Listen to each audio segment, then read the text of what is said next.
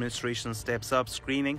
প্রাণঘাতী corona virus থাবার 5 বছর না পেরুতেই আবারও নতুন মহামারী আতঙ্কে বিশ্ববাসী। করোনার মতোই চীনে ছড়িয়ে পড়েছে আরেকটি ফ্লু জাতীয় ভাইরাস, যার নাম হিউম্যান মেটাপনিমো ভাইরাস বা HMPV। শুধু চীন নয়, এরই মধ্যে প্রতিবেশী দেশ ভারতেও ছড়িয়ে পড়েছে ভাইরাসটি, নিশ্চিত করেছে দক্ষিণাঞ্চলীয় রাজ্যের স্বাস্থ্য মন্ত্রণালয়।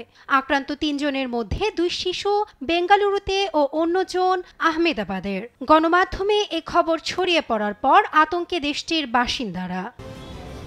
নতুন এ ভাইরাস ছড়িয়ে পড়ার খবরে আবার লকডাউনের শঙ্কায় বাসিন্দারা। তবে ভীতি না ছড়িয়ে সতর্ক থাকার আহ্বান কর্ণাটকের স্বাস্থ্যমন্ত্রী দীনেশ গুন্ডুরাওয়ের। শিশুসহ যে সকল রোগী HMPV নিয়ে ব্যাপটিস্ট হাসপাতালে ভর্তি হয়েছেন তাদের লক্ষণ গুরুতর নয়, তারা খুব শীঘ্রই ছাড়া পাবেন। তাই আমাদের কোনো রকম ভীতি কিংবা সন্দেহ ছড়ানো উচিত নয়। Let us see. We should not press the panic button or create any confusion.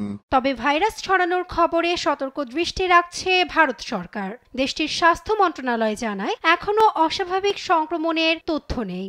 সন্দেহভাজন রোগীদের আইসোলেশনে রাখা সহ পর্যাপ্ত প্রস্তুতি রাখার নির্দেশনা দিয়েছে স্বাস্থ্য মন্ত্রণালয়।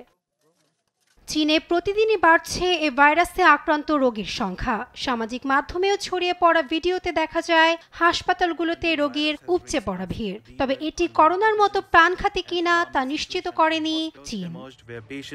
ভারতীয় গণমাধ্যম NDTVর বরাতে জানা যায়, HMPV হলো শ্বাসযন্ত্রের ভাইরাস, যা সর্দি কাশির মতো উপসর্গ দেখায়। তবে শিশু, বয়স্ক ও দুর্বল রোগ প্রতিরোধ ক্ষমতার অধিকারীদের জটিলতা সৃষ্টি করতে পারে ভাইরাসটি। তবে শুধু চীন ভারতেই নয়, ভাইরাসটি ছড়িয়ে পড়েছে আরও অনেক দেশে, যে তালিকায় আছে জাপান, মালয়েশিয়া ও কাজাখস্তানও। নাসরিন আক্তার, নিউজ ডেস্ক, দেশ টিভি।